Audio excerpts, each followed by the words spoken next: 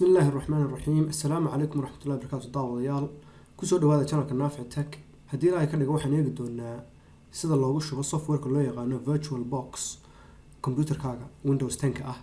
ama Windows nooc kale ha noqdee. VirtualBox wuxuu la mid yahay software-ka loo yaqaano VMware Workstation oo aan hore ugu soo shubnay computerka oo kuu saamaxaya inaad virtual machines markaa computerkaaga ku shubatid. Wuxuu kaga duwan yahay saacadee isagu license uma baahna. marka waa software loo yaqaano open source oo bilaash internetka kala soo bixi kartaa kabacdina computerkaaga ku shubanaysaa marka wuxuu ku saamaxayaa sidii software-kii horeba inaad virtual machines computerkaaga ku shubatid. bal haddaba insha Allah aynu eegno sida internetka looga soo baxo iyo sida computerka loogu shubo. Desktop-kayga haddii aan furo saad ka arkaysaan desktop-kayga Windows 10 ah ayaan VirtualBox ku save gareeyay. marka haddaad doonayso inaad ogaato halka laga soo baxo waxaad tagaysaa Google-ka kabacdina VirtualBox baad ku qoraysaa download وانا link ka ugu horeeya saad arkaysaan markaad VirtualBox linka ugu horeeya taabatid anigu soo dejin ma insha Allah maadaama hore soo dejisto desktop-kii saaran yahay laakiin wuxuu ku siinayaa dhowr option ka ugu horeeya waa Windows ka ku xigana waa OS X oo Apple Mac hadaad haystid waad soo dejisan kartaa qudhiisa waad ku shuban kartaa haddaad Linux uu computerkaagu yahay waad soo dejisan kartaa ama nooca loo yaqaano operating system-ka loo yaqaano Solaris waayahay inagu Windows baan haysanaa Windows baad taabanaysaa kabacdina uu kuu soo dejinayaa software-ka anigu soo dejin maayo maadaama hore u soo dejistay uu desktop-kan ay saaran yahay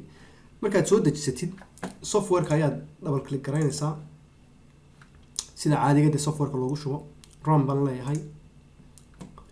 kabacdina software-ku waa isfurayaa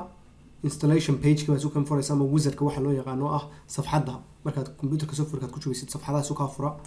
next baan leeyahay halkan waxa weeyaan size-ka uu qaadanayo ama space-ka intuu ka qaadanayo computerkayga ama hard disk-kayga marka isaga waxaan iska leeyahay next halku ku shubayo halku C drive program files Oracle VirtualBox marka isaga folder-ka sameynaya halka ay location ku qoran tahay sidiisa asan isaga deynaya waad ka bedeli kartaa hadaad hard disk la haysto aad leedahay meel kale ku shubo laakiin inta badan maadaama Windows application-ada ay program files folder-ka la yiraahdo ay ku shubto halkeedaas isaga deynina next ayaan leeyahay kabacdina wuxuu siinayaa menus-ki iyo shortcuts-ki waan iska deynayaa in saddexda ugu labada ugu hooseeya iyo ka ugu sareeya baan ka saarayaa create a shortcut on the desktop mid dooranaya waayo waxaan doonayaa on desktop-kayga inuu hadhow igu soo baxo VirtualBox si ay ugu fududaato markaan isla yahay furatid inaan u furo next baan leeyahay halkan wuxuu igu sheegayaa inuu network card-ka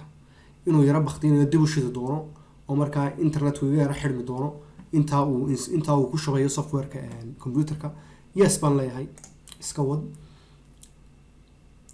install baan markaa taabanayna waa safxaddii ugu dambeysay kabacdina uu ku shubaya wax badan ma qaato software aad u weynna maaha waad arkaysana waxa weeyaan 240 meg 740 meg meelahaas uu ahaa iminka marka uu dhameeyo haddii ilaahay ka dhigo wuxuuna siinayaa marka ikhtiyaarka inaynu furno software-ka waka wuxuu yidhi start Oracle VM VirtualBox bogoska sidiisaas inu deynayaa markaan finish idhaahdo wuu isu kay furaya haddii ilaahay ka dhigo software-ku waa tahay intaasun weeyaan gebigiisuba sida loogu shubaa waa fududahay waana sahlan tahay waxaana ku saamaxaysaa inaad markaa aad ku shubatid computerkaaga operating system kale bal haddaba insha Allah operating system baynu casharka dambe aynu ku qaadan doonaa sida loogu shubo VirtualBox laftarkiisa operating system weliba waxaan jecelahay inaan Linux aynu ku shubno si aynu u aragno labada operating system Windows 10-kaygan oo shidan iyo Linux-kii oo shidan oo labadaba aynu bal isu dhinac dhignay insha Allah tacaala casharada dambe haddii ilaahay ka dhigay ku eegi doonaa waad mahadsantihiin fadlan like subscribe share ka taabta aad baad u mahadsantihiin wassalaamu calaykum waraxmatullaahi wabarakaatuh